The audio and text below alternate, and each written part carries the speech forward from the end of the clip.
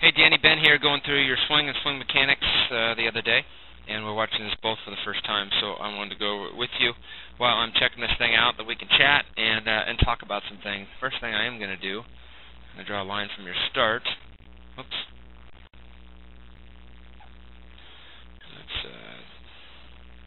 Let's draw a line from your... See how much of... first thing I want to do is I want to focus on the head, so... let's talk about our start. Let's get in our start here, right here. I'm going to take this as your start. And now we're going to get into point of contact. So what we do is we start here. You start flexed. And then your top of your line for your load is there. And then your point of contact is there. So you can see we have our start in the middle. We have our top end and our low end, and the goal is to be somewhere in the middle where we can be consistent, and that's going to be very important. You can see how much head movement, and that's a good almost 2 feet of head movement, and that's really important. One thing you're going to find too, as I go through, we have a tendency to collapse.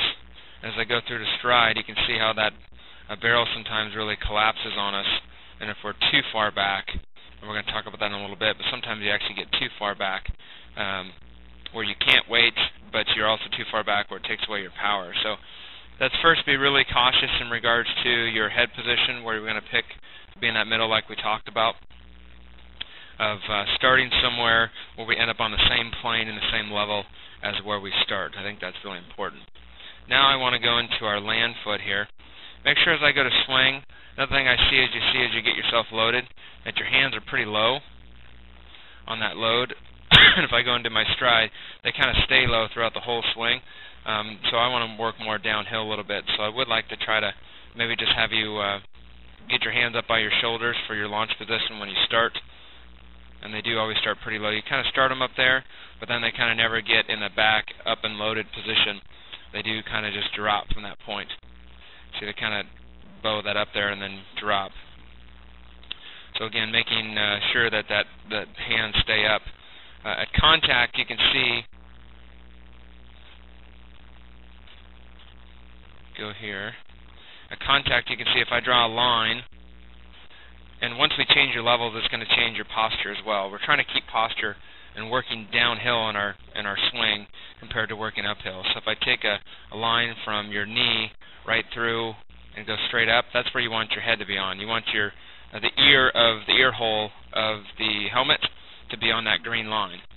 So obviously we need to get your head to go up here more, and what that's going to do is that's going to get you to work more downhill, and that's going to give you more power into the baseball, because right now your line is really backwards, so you're kind of working uphill right now instead of really working downhill to be too far back with that posture. You can see the posture's here where I want that posture to be more tall so I can work downhill. This one's too far back, and that's also hard to weight when you're that far back as well, letting that ball travel and even staying through the ball, because if you're back here compared to being forward, you have more rope, you can get through the ball longer if it's going to be where your posture's better. So make sure at contact that you're really good on your posture. It should go straight from your knee and go straight up.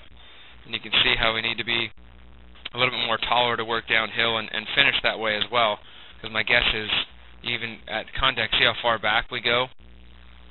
So at contact and then after contact, and we are just really, really far back. You can see that line, and again, you want to be a lot taller, because that's actually the bottom part of our swing, and your start of your swing, when your eyes start, is literally a couple feet up here, and you can see how there's some chance there, but we're too far back on this one, and you'll be a lot more consistent if you can get more consistent on staying tall, keeping your posture, working downhill, and just getting really quiet with our head. I think is going to make a big difference for you.